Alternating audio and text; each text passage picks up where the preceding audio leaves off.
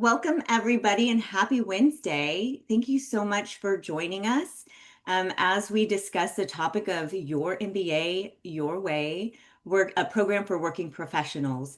Before I turn it over to our moderator to kind of lead the discussion today, I'd like to share a little bit about Forte, who we are, and what we do. So, we are a nonprofit that is composed of an alliance of business schools, undergraduate institutions, and leading companies. And we help you to reimagine what's possible for your future, for your career, for your bank account. And we do this through various programming resources, networking opportunities, and events that are all designed to help you succeed at your goals. And so that's why we say that we strive really hard to fuel the future of business. Speaking of events, we would love to have you join us again for some future pre-MBA webinars. The next one will be on April 22nd, which tackles the topic of programs in the UK and Europe. So if you're thinking of studying abroad or looking at schools on the other side of the pond, definitely don't miss out and register for this particular free webinar. And then we'll close out our summer with our May 13th webinar, which is exploring how an MBA can change everything and how to level up your life, your career, everything. If you missed our March 18th webinar on application for final deadlines, no need to worry. We have it on our YouTube channel. You can also go to our website and watch it on demand, but we would love to see you at future webinars. Another event that we will be having here shortly in about 2 weeks or so is our April 9th Forte MBA Virtual Forum. This will take place virtually on the Ring Central platform, and it is going to be from 11 to 2 Eastern. There will be over 40 or 50 plus booths and exhibitors at this event, in addition to concurrent panels happening. There's the opportunity to do one-on-one networking if you like. The event is free. It's a great way to explore other schools, other programming, and just to learn more about how an MBA can help you. The event is completely free, so feel free to either scan the QR code. I'll also be dropping the links to all of these in the chat here later on. If you're looking to apply to business school here fall 2026, it's going to sneak up on you. So if you're looking to put in your best application, definitely look into the Forte MBA Launch Program. It is still open. Applications and enrollments are still open for this. It is an 8-month program that helps to get you ready to put your best foot forward in front of business schools come this fall. So it contains an application prep component. There's a level of accountability with peer groups and other like-minded individuals who are on the same path as you. There is not only a community, but at the end, if you successfully finish the program, you get access to over 40 plus fee waivers to business schools, in addition to all the discounts that our partners offer as well. If you'd like to learn more about this program, you can either scan the QR code, or like I said, I'll drop a link about the MBA Launch Program. I want to thank our sponsors today. So without amazing schools like Boston University, Georgetown University, Johns Hopkins, UCI Paul, Mirage, Alliance Manchester, without schools like these, we could not bring you the content that we do. So thank you so much to our amazing schools that sponsor today's webinar, and definitely check them out post this event. Let me go ahead and stop screen sharing. And I will turn it over to our moderator, Michelle, who will lead us on the discussion about your MBA Your Way. Thank you so much, Melissa. And hello, everybody. Happy Wednesday. I'm so delighted to be with you all today. My name is Michelle Navarro Ormsby. I'm a graduate of University of Michigan's Ross School of Business, where I did my Executive MBA. And what is really special to me about this panel is that I did my Executive MBA after being an executive for almost 13 years and having 3 kids at home, 2 cats, 1 dog, and many dying plants. And so getting an MBA while being a professional, while being a working mom, is something that I'm really passionate in talking to you about. And I'm just excited to share, why it was so transformative for me. And then also I have to note that Michigan is still in the tournament, so go blue. And I hope that all of your schools are doing well in the tournament as well, if they were lucky enough to make it. And so I'm lucky enough to have amazing panelists who are excited to share their wisdom and their experiences with you. We have Brianne, Melanie, Liz, Charlotte, and Jen. And so I'll give them an opportunity now to introduce themselves, and then we'll get into some questions. So go ahead, Melanie, and kick us off with your name, where you're from, what school you went to, and then what you're currently doing now professionally. Thanks, Michelle. Hi, everyone. I'm Melanie Coburn. I am the Senior Director of Recruitment and Admissions here at the Paul Merage School of Business at University of California, Irvine. It is 9 o'clock in the morning and the sun just came out. It will be 90 degrees today. So I'm very happy to be living and working in Southern California. I'm originally from New York. I do have a bachelor's and a master's in literature and rhetoric. And then I went back and got my MBA part-time while I was working full-time. So I definitely understand what you all are going through. I had about 5, 6 years of work experience, and I found myself moving into a management role, and I wanted to do it right. I wanted to succeed, and I also wanted to give myself other opportunities as well. So did my MBA for a couple of reasons. It allowed me to move out to California and take on a leadership role here at UC Irvine. I do oversee all of our master's programs as well as our three MBA programs. So excited to chat with you all today and be part of this panel. Amazing, Melanie. Now let's kick it over to Liz. Hi, everyone. Thanks so much for being here. My name is Liz Wagner. I'm the Senior Director of Admissions here at the Questrom School of Business at Boston University. So we are located in Boston, Massachusetts, where it is not going to be 90 degrees today, though we finally have the snow has all melted. So I will take that win. It is not quite spring-like yet, but it will be soon. I oversee admissions for our two online programs. So we have an online MBA and we have an online MS in AI and business. Both are geared towards more mid-career professionals. So we deal a lot with candidates with work experience, trying to decide between an executive MBA, sort of a standard MBA, and what all of that would look like. And then, of course, we also have other residential programs here at Questrom. We have full-time and part-time MBAs, as well as several specialized master's degrees. I did my master's here at BU as well. So I can definitely speak again to, I did it part-time. So I can speak to that working, trying to balance it all, family life, work life, and school life. And I'm excited to chat with all of you. Liz, thank you so much for sharing that. Well, we definitely have some questions planned about like admissions and eligibility and is this right for me? So we'll definitely direct those to you. So excited to talk more. Jen, can you introduce yourself? Sure, thanks, Michelle. My name is Jennifer Lambton, and I am an Assistant Director of Admissions at the Johns Hopkins Carey Business School. Been here for about 4 years. We're located in Baltimore, Maryland. We have a DC campus as well. Baltimore, born and raised.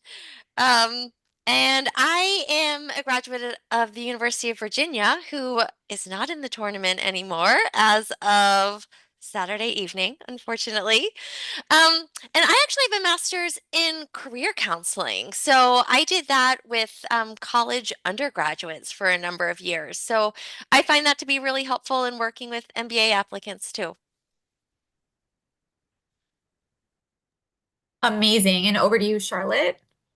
Hi everyone, my name is Charlotte. I'm pretty much, I think I'm the only UK school here today.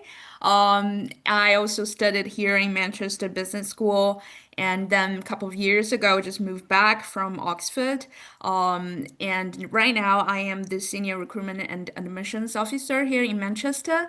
And of course, we also offering the part-time MBAs and also executive MBAs. I'm really looking forward for the discussion today. Amazing. Thank you, Charlotte. And again, we'll definitely direct those admissions related questions to you as well. So excited to get your perspective and thanks for being here. And Brianne. Yeah, thank you, Michelle. So I'm Breon Ransom. I'm the Senior Assistant Director of MBA Missions and Marketing and Communications at Georgetown McDonough School of Business. I'm from DC, so definitely not far from home. I've been a part of the Georgetown community, I could say, all my life before I worked here, shopped in the Georgetown area after leaving high school with my friends and different things like that. but I'm also a graduate student in the Georgetown School of Continuing Studies Higher Education Administration program with 2 more semesters left. So wish me luck on that. Right now in DC, it is cherry blossom season. So we're about to get really busy and full of people coming in and buses coming in to see those beautiful cherry blossoms. So thank you for having me. That sounds so delightful. I've actually never been lucky enough to be in DC for cherry blossom season. It can get So, crazy. Yeah. yeah, and it's hard to A pin lot of down when it's going people. to happen, right? Like Exactly. every year is a Yeah. little different. Like next It's That's on so my Sunday. great. bucket list. It is. Yeah, I've never seen it. Yeah. same. Hey, we welcome you. Come and join. Great, great, great. Well, let's actually start with you, Brian. So, I'm curious, like, what really defines an MBA program for working professionals, and how is it different from a full-time MBA experience? Yeah, definitely. Thank you, Michelle. So when I think about the Georgetown part-time and online MBA option, it's specific. Our programs are specifically designed for working professionals. So they're seeking career advancement. They're continuing working their jobs. The students will benefit from a curriculum connected to their career. So they're kind of learning those industry skills along the way, like those essential skills, leading ethically, enhancing their AI fluency throughout the program as well, and even thinking about like the convenience of like the course offerings where it could be virtual evening classes, that asynchronous format as well. And our online MBA students, they actually have 2 residencies in DC. So you're not just online completing your work, you actually get a chance to come, at the beginning of your first year, the beginning of your second year, to interact with your cohort, meet faculty, meet staff. And also thinking about that timeline of the particular program. Now, it may sound a bit wild when I say it, but thinking about 24 to 60 months. So you have up to 5 years to actually complete your part-time or your online MBA, but you can finish in as less as 24 or 26 months. So like at an accelerated pace. So I think that's really important to highlight because some working individuals, like, they want to continue their job and they want to do their MBA, but they kind of want to get it done. Our average completion time is about 3 years. But I would say that it's the same degree as full time, but it's a different curriculum structure. Just to accommodate those working professionals. But also they have the same opportunities. So we have something called the Global Business Experience, which happens at the end of the program for full time and at the end of year 2 for our part time and online MBA students, where they get to travel abroad, spend a week in another country working with a real company on a real project as well. And just thinking about that, they do also benefit from another global opportunity at Grenoble. So this is a collaboration with other peers from other MBA programs as well. That sounds really fulfilling and well-rounded. Melanie, can you add to this? Yeah, just looking at it from more of like an ROI perspective, and that's how I looked at it as well when I decided to get my MBA part-time while continuing to work full-time.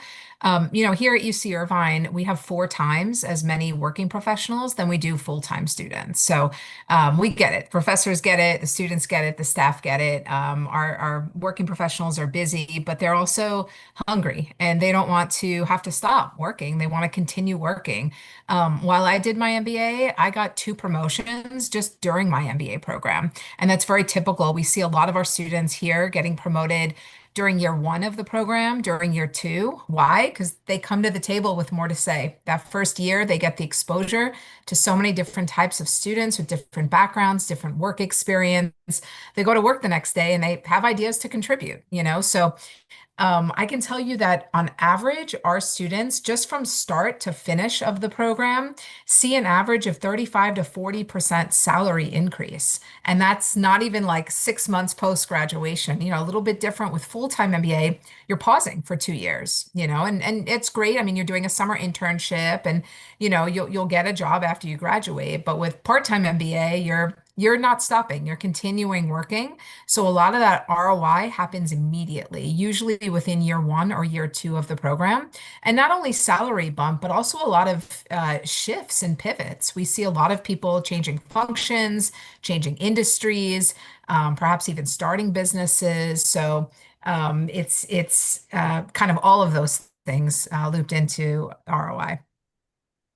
That's awesome, Melanie. I mean, and that really resonates with me. Like I knew I wanted to get an MBA, but stopping just wasn't an option.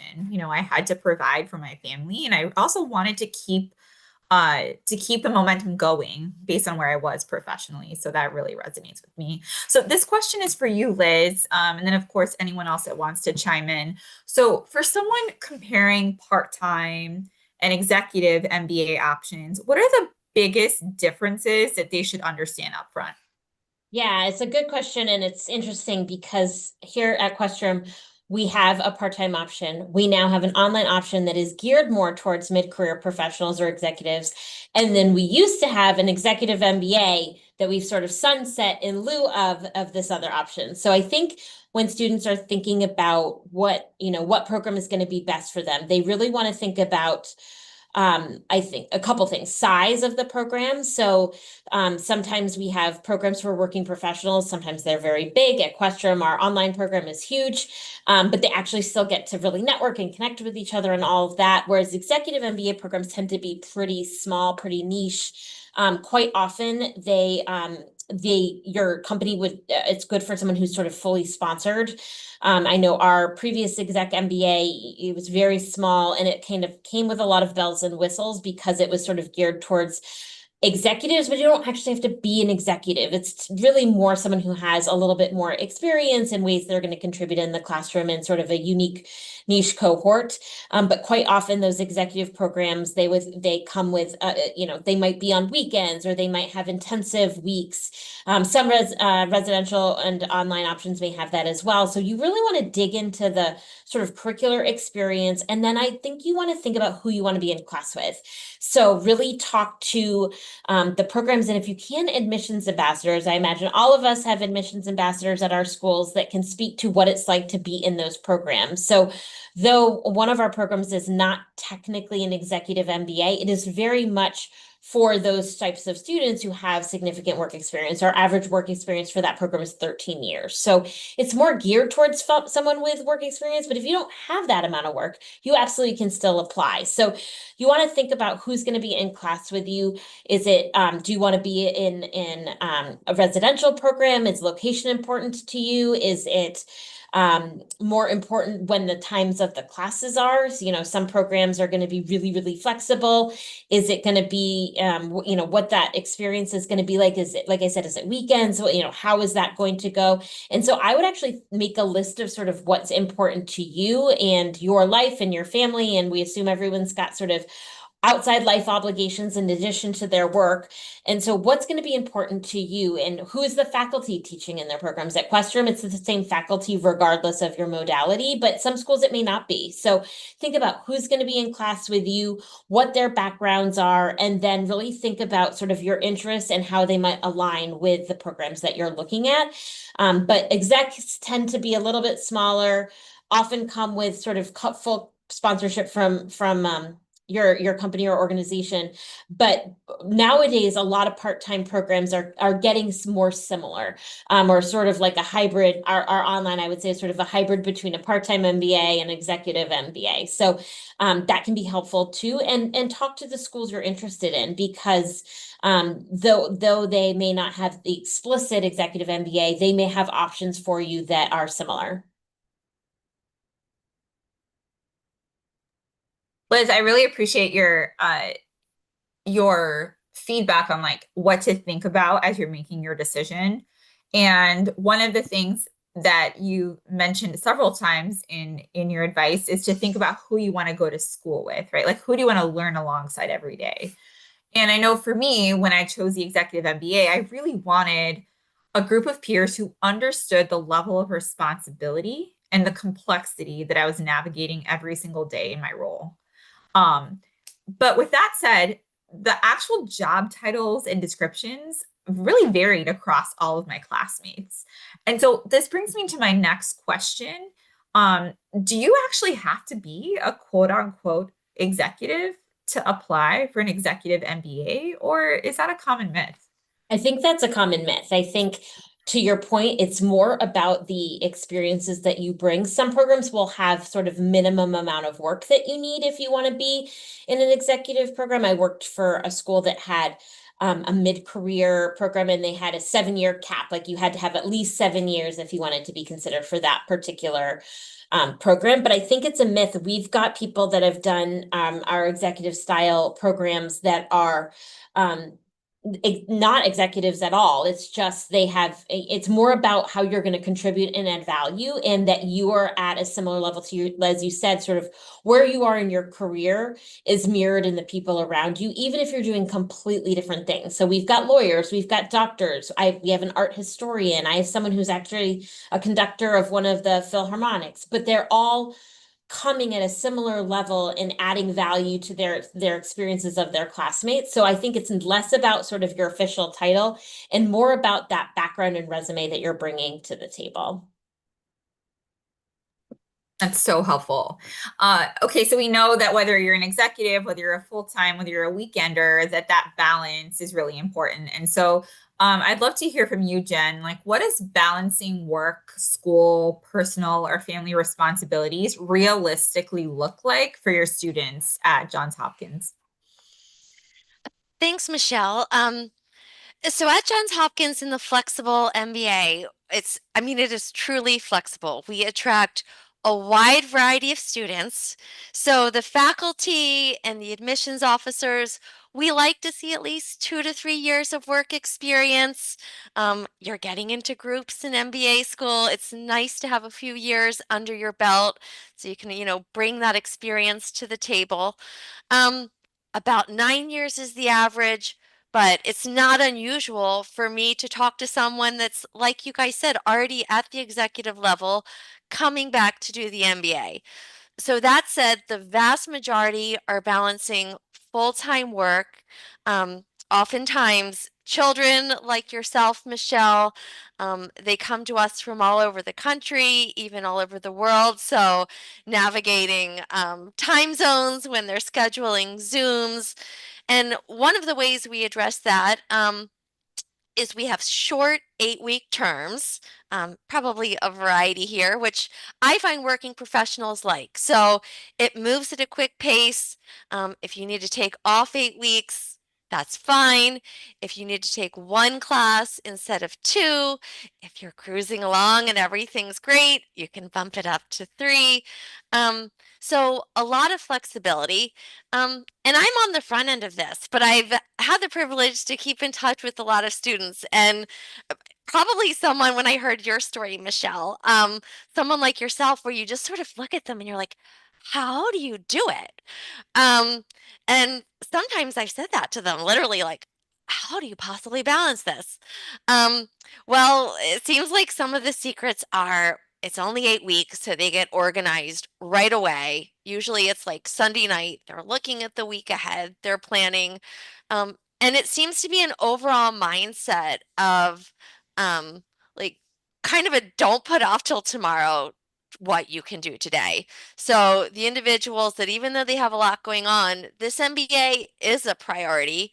And they're kind of looking at those next few years. And if there is a sacrifice to be made, we had an open house last weekend, and one of the individuals, a Flex MBA student with a couple children, he said, you know what, there might be some soccer games I can't get to for these next few years.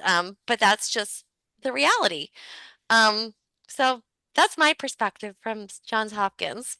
But somehow lots of people do it. So you're going to be around lots of people who are making this work.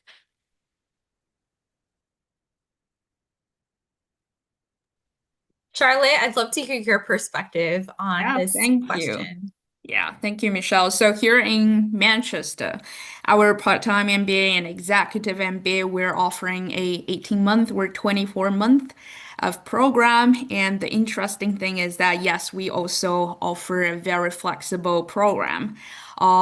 So what we do here is it's not a fully online program, so it's a hybrid learning. We give you instead of give you a set of days of like you have to come to on campus, we give you a range. So you are the one to decide, okay, how many days you're gonna spend to do face-to-face teaching and learning. And also, even if it's a 2 years of program, you have up to 5 years to complete it. Let's say if you're facing a big life change or you're facing a huge project, yes, you can take a break and come back later, no problem at all. And since we have a lot of international students here in Manchester, UK, so what we do here is we also have global center. We have global center in Dubai, in Singapore, Shanghai, and Hong Kong, and all of centers are recruiting their own executive or part-time MBA students. So we would be able and also allowed to build a very strong alumni community to help each other locally. And by the time when you're entering the second stage of your study, all the students would be able to choose your own electives based on your way to customize your own MBA journey. And besides that, you can also to choose which center you can study. So for example, you have a work and also you have a client who based in Dubai. Yes, you can go there to do your electives while visiting your clients and to do a bit of your work. But of course, besides of the program structure, the school help, I believe another very important factor is you need to get the support from your family and also the support from your employer as well. Thank you so much, Charlotte. Those are such critical points to like, and really getting that support on the front end. So balance is such an important topic when we think about MBA for professionals. And so we're going to stay on this question for a little bit and go to Liz here. So Liz, for your students and for your program, what does balance look like? Yeah, well, I was just going to chime in, and Charlotte hit the nail on the head that to me, one of the most important things is talking with your family and making sure that you're all going in on this together, because you are going to be busy. You may have to miss a soccer game, and it sort of is it's so important, but there are sacrifices, and I think it's sacrifices for everyone in your life, right? So I always say make sure you've kind of got buy-in from the kids, from your family, from your spouse or partner, or as a caregiver, whatever that looks like for you. And one of my favorite things is at graduation, particularly for our online MBA students, they bring their whole families. And my favorite is when they've got like the little kid in the full cap and gown next to them with their child, like getting their diploma, because it really is sort of a family endeavor. And so I just wanted to chime in with that, I think it's really important. There's lots of ways to stay organized and how to balance it all. And again, I'm going to go back to saying, talk to the students in the program and find out how they do it. But that is often, I think sometimes people are sort of like, this is my decision. And I'm always of the ilk of it is, but make sure you've got your support system, because if you don't have that support, it's going to make it 10 times harder for you. Awesome. Well, I can definitely chime in as well, guys. And I agree with Liz, Charlotte, and Jen all on this topic. It's so many ways that, you can kind of balance it out. But just thinking about it, it's no right or wrong way to kind of balance it out. I think it's just more of what's fitting to your life. Just thinking about these working professionals that work in different industries and different roles. So thinking about scheduling, everyone's schedule looks different. There isn't like one size fits all approach. So even myself being a part-time student, working in an asynchronous form. I have a 6-year-old. I work a full-time job. I'm a part of ERGs. I'm a part of student government clubs, different things like that. So just finding that balance and fitting it in wherever you can, but also making sure that you're dedicating at least, maybe just think about 8 to 10 hours a week to try to fit in your studying or your asynchronous work. And think about some of those weekends. You definitely may have to give some of those up because you're completing projects, or because you completed projects during the week. Now you have to dedicate the weekend to your family. So you have to try to find that balance, and every week looks different than the last. So that was just my little addition to that. Thank you. Melanie, I know you have some wisdom to share with us as well. Anything you would add? Well, I wanted to talk a little bit about kind of how the school supports our programs for working professionals. So, first of all, I would say MBA is a team sport. Okay, so I know many of you on the call already have bachelor's degrees. Some may already have other master's degrees. This is not your typical master's degree. It's not a technical degree. It's not designed to be gone through on your own. It's designed to work together in diverse study teams. That's really the value of the MBA, is it brings together individuals from so many different backgrounds, different undergrad majors, different industries, different functions, different levels of communication, different locations a lot of times. So the way that we structure it here at UC Irvine is that you are organized into study teams when you start the program. So you can't choose who you get to work with. So we ensure that you are diverse. We don't want all the engineers working together. We don't want everybody in healthcare working together. We don't want everybody who's the same age working together. We want you to get exposure to people who just think differently than you. So that's kind of one way that we support that. And that team environment really helps make you a more effective manager and leader, because now you understand what the marketing person is thinking, why the operations person is pushing back, why the financials are not working. You kind of understand all of those things. The other things that we do is that we do offer flexible schedules. So you have a choice now at our school if you want to go to school entirely in person, and that's great. You come twice a week in the evenings, so it works for you. It's 7 to 10 p.m. in the evenings. Or you can choose to go entirely online.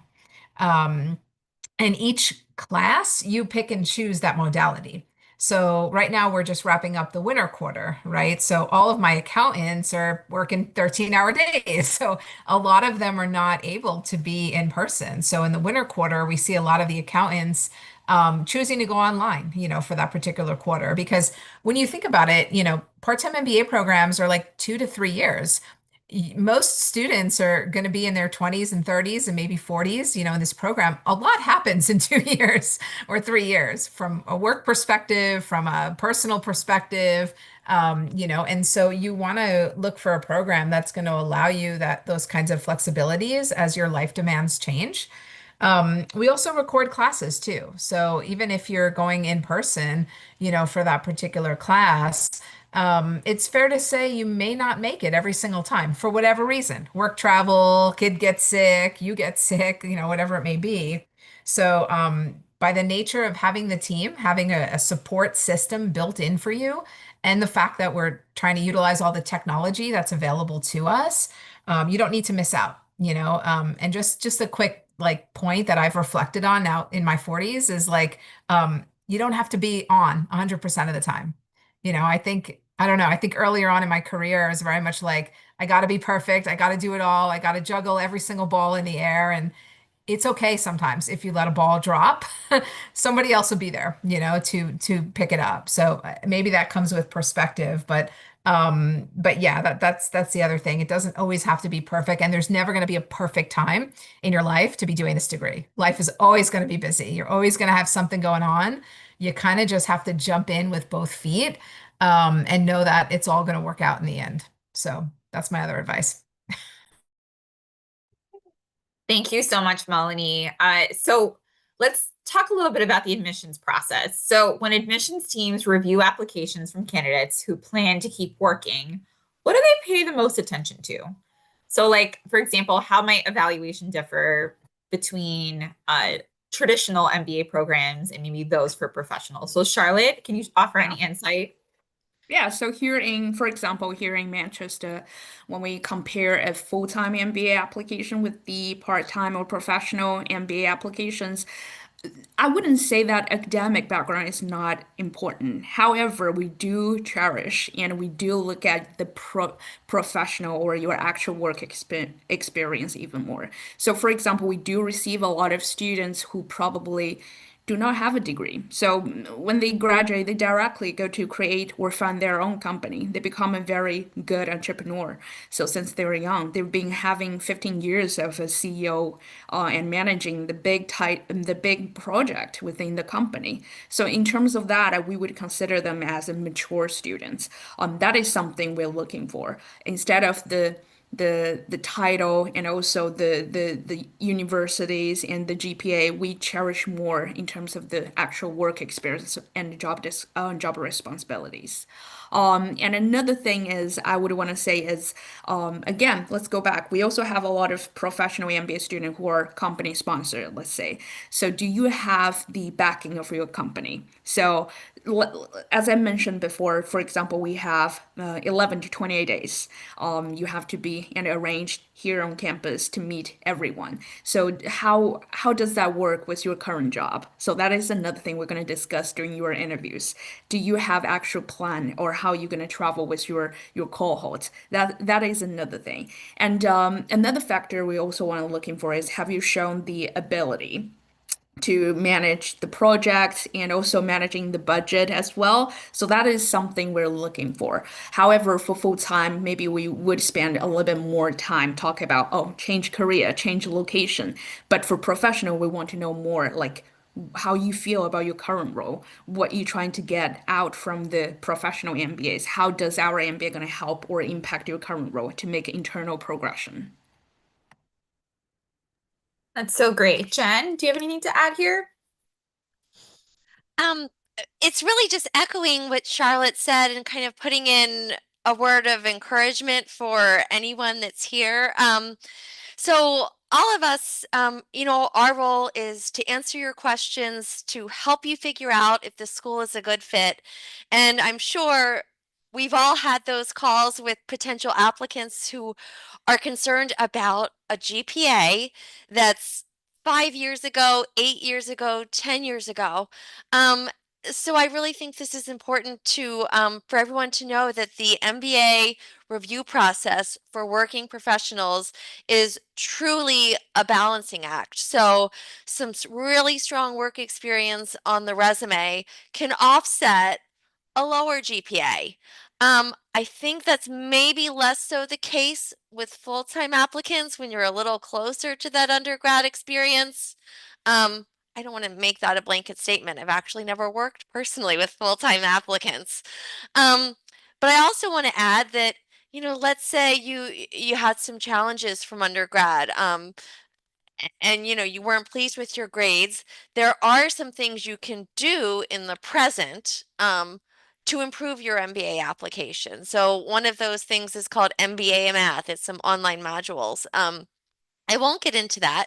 But the case at Hopkins, and probably a lot of the other schools too, is that there's no standardized test required for our part-time programs, which is not the case with full-time programs. Um, and one last thing is, if you have something that, you really want to explain to an admissions professional, so like why you had a 2.8 12 years ago, use your essays, or even sometimes there's an optional essay. So make sure you share your whole story with us. So thank you, Jen. And then I can add to that, guys. So definitely echoing what everyone else stated already, but I can definitely say obviously it's a holistic approach for, reviewing academics and career experience, leadership, and fit across the MBA program overall, like someone mentioned earlier. But we definitely pay close attention to that career progression and that impact. Just seeing like that clear evidence of like growth and contributions, and a lot of that we can see in like the written essays, what topic they choose to kind of write about of an experience, in their professional environment, thinking about that time management and readiness to demonstrate how they manage challenges and different things like that. Sharing why an MBA, like, you can definitely review an application, but you didn't grasp why they want an MBA right now, why they want an MBA at that particular school. So just kind of identifying that as well. And then also just kind of having that support of their direct supervisors, just thinking about the environment that they're in, the project that they've led, how they've managed things. And I think that's kind of really important to highlight as well, like that impact and that progression. Thank you so much, Brian. So I'm going to stay with you for a minute as we transition to our last question. And so can you highlight an example of a past student or an alum that made a significant career enhancement or advancement with your program? And I'll also ask the rest of the panelists to also share an example as well. Yeah. So just kick us off. Yeah, definitely. Thank you. So, thinking about our online MBA, so it was launched in 2022 when I came to Georgetown, and the inaugural class started in 2023 of that fall, which the inaugural class is actually walking this May. So, the first online MBA class from Georgetown is actually walking this May. We had 4 individuals from that particular class that finished at an accelerated pace in the 24-month span who walked last May. They're really excited about that. But so I don't have any alumni stories to kind of fit in that particular class. But we do have many like career switchers, individuals who received promotions in the program so far. But I definitely want to highlight one of our part-time MBA alumni who graduated last year. So I have a couple.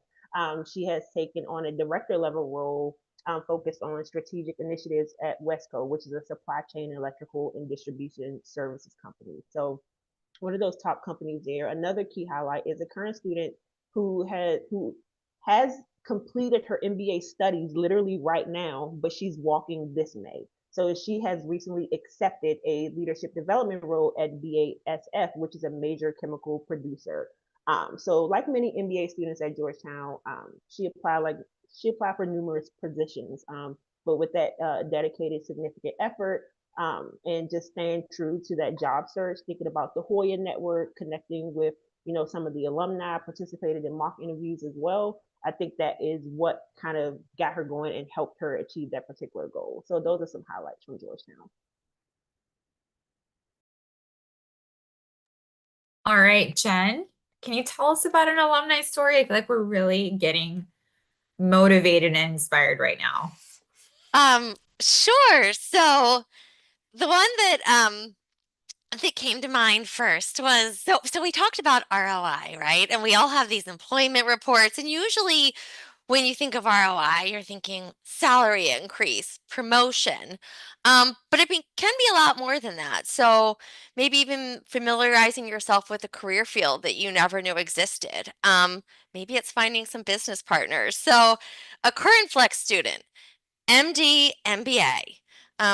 He's doing his rounds at Hopkins Hospital, doing the MBA on the side, decided to start a business while in the Flex MBA. It's called Site Gigs. There's a big entrepreneurial spirit at Hopkins. There's a lot of support for these sorts of ideas. Um, Long story short, his COO and his CFO are current Flex students that he recently met in the program. So, like, you never know where these sort of connections and advancements are going to come from. So, yeah, just thinking of ROI from a lot of different perspectives, I think can be helpful. Thanks, Michelle. All right, Liz, let's keep the good vibes going. What do you I got? don't, that's pretty cool. I don't know that I can top that Awesome. off the top of my head, but one of the first stories that came to mind was of one of our online MBA students, and she had been working for Hasbro, which is like the toy company. They make a lot of like games and toys and things like that. And when she first started the program, it was really challenging because we have some of our capstones are due in December, and she had to figure out kind of that was their busy time. And she worked out with her teams, and then halfway through the program, she ended up being actually laid off. And so she's like, now what am I going to do? And she did some consulting. She's really sort of resourceful, but she was able to network with some classmates that she had met on her teams. And they were like, hey, I know of this opening at Disney. And so now she's been for the last 4 years with the Walt Disney company based in Florida and is just doing like really, really cool stuff for them. And I just remember how excited she was and she loved her job and then she got laid off and it was sort of like, now what? And then through her networking and through the program and they had said to her, like, are you in an MBA program? She's like, I am. And that was really important to them when she got hired. And so it just sort of speaks to sort of the highs and lows and peaks and valleys that can happen throughout your career. And the value, I think, of the MBA is that network and building that out and meeting people. And she was able, now she has just like one of the coolest jobs. And so to me, that sort of just highlights all that you can do, especially through partners like Forte, to get yourself into these programs and through these programs. And she was able to work throughout the whole thing. So I just think that's a cool way to look at it. Charlotte? Yeah, so I've got a very interesting example. So we have a student who started as a sales manager in one of the largest beer company here in the UK. And then because through our program, there will be a live business project. So how the project works actually is either assigned by academics or the student themselves can bring a project. So that's what he did. He talked to the company and bring the problem, the challenge happening within his company at that time. It was about supply chain. So the whole cohort and helped him and sort it out, give the solution, and go through everything 1 to 3 and generate a brochure basically, and go back to the company. And if I remember correctly, for the next 3 years, I think he saved a lot of money, like 2 or 3 million pounds within the company. So what my point here is, it's not just like you join the MBA program, you think, oh, it's a magic. When I graduate, I'm gonna get progression, I'm gonna earn a lot of money. A lot of time it's not like that. When you look back, the successful candidates or students always the one who can look for opportunities and to know, okay, this school, this program has those resources that I'm gonna use, those networks, I'm gonna build my connections. So those are the story that I think is really interesting. I love that, Charlotte. And I love that it's like you don't have to wait until you graduate to experience that level of like collaboration and support. That's amazing. I literally got goosebumps. So it's awesome. All right, Melanie, close us out. All right, I got a good one. So one of my favorite alums graduated from our Executive MBA program back in 2016, I believe. Her name is Diana Ramos. So Diana was a physician, or is a physician, right? She's a OBGYN, very passionate about women's healthcare. So not a true executive, like we were talking about earlier, never had a degree in business, wasn't trained in business, not even really managing people, just a technical expert in medicine, very passionate about women's health. And when you do the executive MBA, came into it with like 20 years of experience, as a physician, you're not doing it to make more money, right? Like that's not your primary driver. She was already making, $250,000 or more, right? Like she was doing it to make a larger impact in healthcare. She needed the strategic leadership skills. She wanted an expansive network beyond just other physicians. That's who she knew. That's who was in her world. Everything was surrounded by healthcare. She knew she wanted to stay in healthcare, as I think most executive MBAs, at least that I've worked with, don't necessarily look for a big industry shift, right? Like if you're a physician, you're probably not leaving healthcare, but you may not practice anymore. Her goal was to make a larger impact on the state of California. If you look her up today, Diana Ramos is the California Surgeon General. So huge position. Gavin Newsom created this position for her actually in 2019. So she is the head of public health in the state of California, essentially. And she attributes that to the strategic frameworks that she learned in the MBA program. Again, it wasn't about getting the technical expertise. It wasn't about how much more salary can I get. It's how can I do more? I'm passionate. How can I serve more the people in my community? And that was just very, very inspiring, I think. Her other passion was kind of equity in healthcare. And so she was looking at it from more of like the financial aspect of healthcare. And that's, I think, where the MBA, the technical skills of the MBA did contribute because she didn't really have the whole picture with the financials being a practicing physician. So for those reasons, yeah, it was a great, great move for her. We're super proud of her, and she's just doing great things for the state of California right now. Wow, that's incredible, Melanie. I'm definitely going to be looking her up and reading about her. And thanks so much for sharing her story. And just like the role that the MBA played in her leadership and her impact now. That's just really incredible. Okay, all. Thank you so much for those of you that submitted questions. And our panelists have been amazing by both answering my questions live, but also chiming into some of your questions in the Q&A feature. And so I'll also invite our panelists to take a look at the answered questions to see if there's anything else they want to add. But there still is one question that we're going to dig into, which is one that's, again, very near and dear to my heart, given that I was an executive MBA student. So I'm going to read it out loud, and I'm going to invite any of our panelists to come off mute. And if we all come off mute at the same time, it'll be great. We'll figure out who to go to first. So I'm going to read it out loud. I'm looking at a professional MBA versus an executive MBA program. The executive MBA program is significantly more expensive. Is it worth the investment? What benefits do you get from an executive MBA versus a professional MBA program? So who would like to take this one? I can start. I can chime in.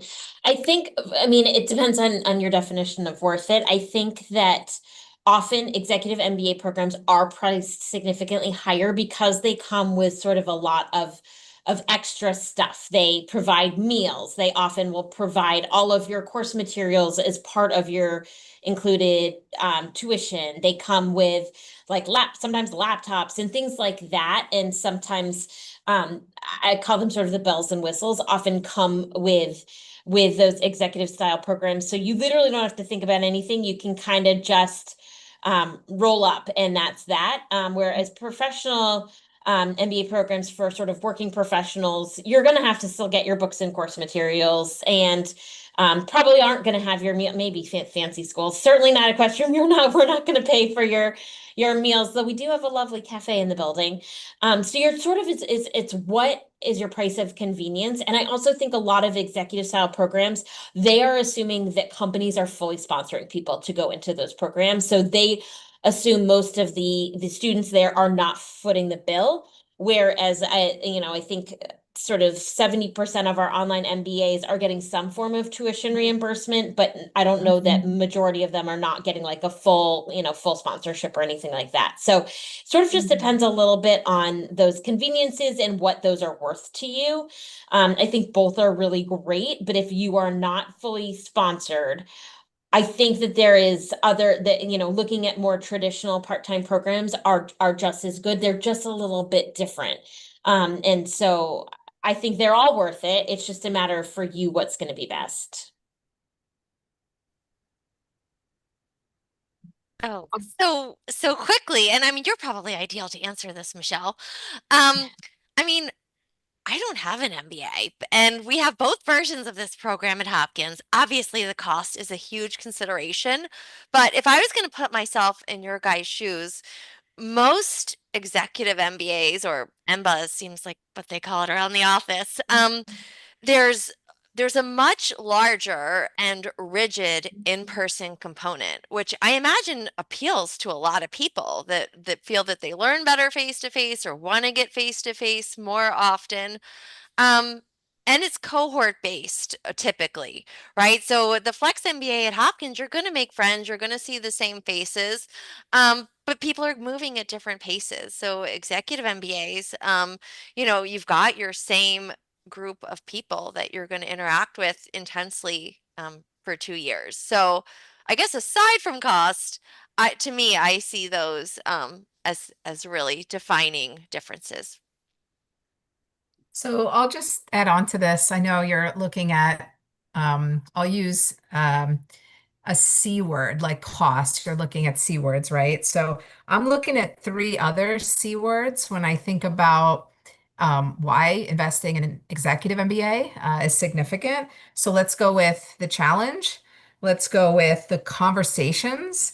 And let's go with the community or the cohort. Here's another C word. So, I think bells and whistles aside, I think it's a perk and it sort of makes you feel kind of validated. You've been working 15, 20 years. You kind of maybe deserve some of those kind of bells and whistles, but I think you're paying for the conversations. You're paying for the peer group. You're paying for the people around you that are going to elevate you and challenge you to step outside of your comfort zone and make your next big move. I mean, that's really what you're paying for. You're not paying for the tiny little technical skills that you're going to learn about financial statements and analysis. You're paying to have an opportunity like Diana Ramos. You're paying for the really interesting strategic conversations that can only happen with a peer group of executive MBAs. When you think about where you're at in your career, if you have 15 years of experience,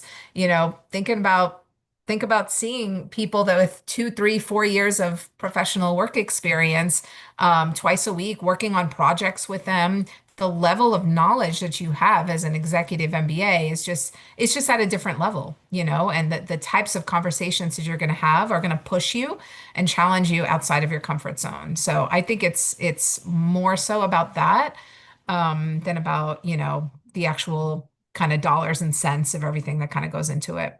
Yeah, definitely agree that I believe for all the executive MBA students, you've been working for 15 years or 20 years.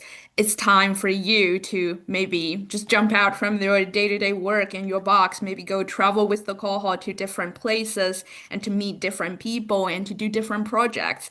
The conversation, again, I definitely agree with that as well.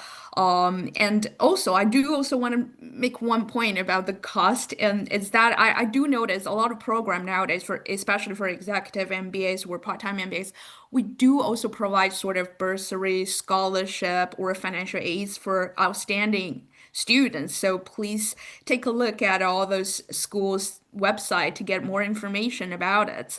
Yeah.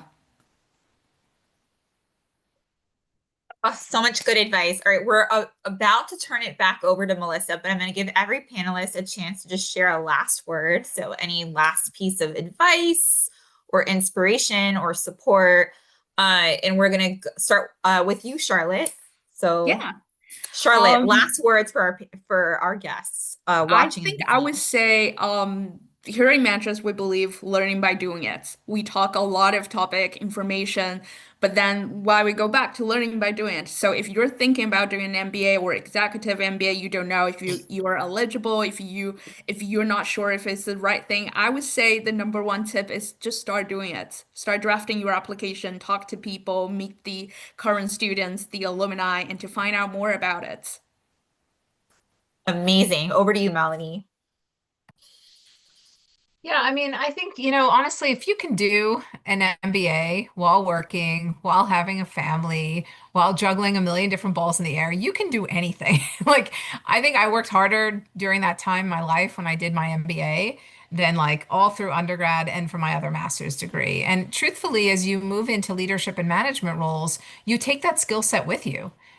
Because it's only going to get more complicated. It's only going to get harder to juggle and balance. I have two children now. I do real estate on the side. I'm a senior leader at the school, and, it's really challenging. But you take that skill set that you learned in the MBA program everywhere in your personal life and your professional life, and you realize that, wow, I can do a lot more than I ever thought I can do. And that's a really good feeling, and I think it's not just a good feeling. I want to tie it to something tangible, but it's more than a good feeling. It's just knowing that you can do a lot more and people trust you to be able to do that. When they know you did an MBA, when employers know that you did an MBA part-time, they know that you can juggle and balance a lot and that they will have faith and trust in your leadership abilities because of it.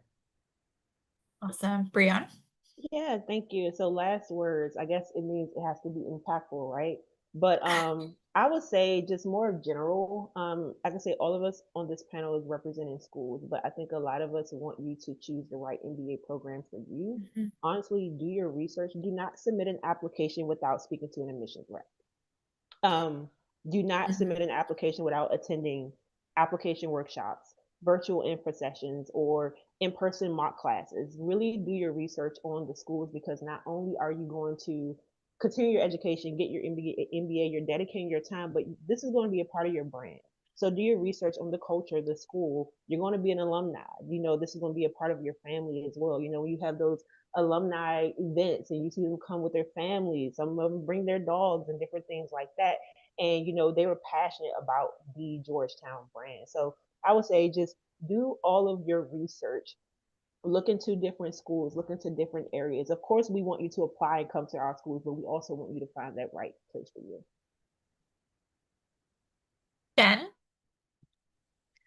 Wow. No, I feel inspired by this. This is great. I love meeting you all. So mom of five here with a full-time job at the Johns Hopkins Carey Business School. I mean, what someone said it. I think you, Liz, like it's never the perfect time. Um, yeah, so just, I mean, like, just that you deserve to do this. It's like an intellectual vacation, that everyone, I mean, I think should explore. If you're here, you're doing the right thing. So, like Brianne said, just reach out. We love to talk to you. Thanks, Michelle. All right, take us home, Liz. I'm going to reiterate the research. Do your research, get beyond us. I first and foremost absolutely reiterate, talk to admissions, but then talk to students. Look at the class profiles of the programs that you're looking at, because the names don't always, we don't have an executive MBA anymore, but to Melanie's point, our online MBA is full of people of that experience level. So get beyond us, talk to students in the program, check out class profiles, and consider schools you've never thought of. Go to the Forte events. If you can go in person to one of their forums or to one of the virtual events, it's a great way to meet a lot of schools you may not have ever thought about before. And so do your research, consider everything, and take the leap. It's worth it. Well, I just want to thank our amazing panelists for sharing all of their advice and expertise. Thank you so much. And back over to you, Melissa. Thank you so much, Michelle, for your great moderator skills and just leading this really good discussion. I felt like it was so inspiring and so many great tips. Audience, I hope this webinar was the inspiration that you needed or the catalyst that you needed to invest in yourself and make the next move and start applying to some of these amazing MBA programs that are out there. Once again, thank you so much to our schools that sponsored today's webinar. If you have any questions about any of the content you saw today, please don't hesitate to email us at premba@fortefoundation.org. And panelists, thank you so much for sharing all your tips and insider tricks and all the things that everybody wants to know from your point of view. So I wish everyone a great afternoon. Enjoy the rest of your week and have a great Wednesday afternoon.